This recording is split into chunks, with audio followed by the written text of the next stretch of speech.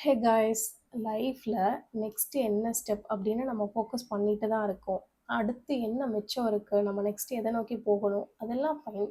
But நம்ம எவ்ளோ credits நம்ம நமக்காக குடுத்துருக்கோம்? இல்ல தானே? 10 இயர்ஸ்க்கு முன்னாடி இப்படி ஒரு ட்ரீம் ஜாப் வேணும். இப்படி ஒரு பார்ட்னர் வேணும். அந்த மாரிலாம் ட்ரீம் பண்ணியிருப்போம். அண்ட் ஆல்சோ அது இம்பாசிபிள்னு நெனச்சிருப்போம். ஆனா, இப்ப அது நமக்கு கெடைச்சிருச்சு. அண்ட் ஒரு 10 இயர்ஸ்க்கு முன்னாடி நம்மளோட கைண்ட் ஆஃப் ஃப்ரெண்ட்ஷிப்ங்கிறதே வேற. ஒரு குரூப்பா நெறைய சர்க்கிள் ஆஃப் ஃப்ரெண்ட்ஸ் இருக்கணும் அப்படின்னு நெனைப்போம்.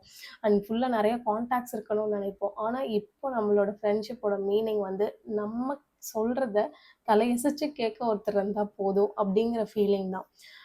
இந்த பெர்சன லாஸ் பண்ணிட்டேன். அதனால என்னால அதுலேருந்து மீண்டு வரதே ரொம்ப கஷ்டம்னு நெனச்சுட்டு இருந்தோம். அண்ட் அ ஒரு ஜாப் லாஸ்ட் ஆயிருச்சு. அதுலேருந்து நான் அடுத்து சர்வைவ் ஆவேன் அப்படிங்கிற ஒரு விஷயம். அதையெல்லாம் நம்ம கடந்து வந்துட்டோம். சம்ஹவ் ஃபைட் பண்ணி நம்ம நம்மளோட கான்ஃபிடென்ட்ல, நம்மளோட பிலீஃப்னால நம்ம மேல வந்துட்டோம்.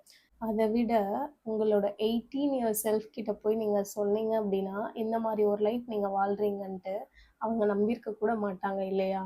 But that is how life is. We need to give the credit whatever we deserve, right? Bye.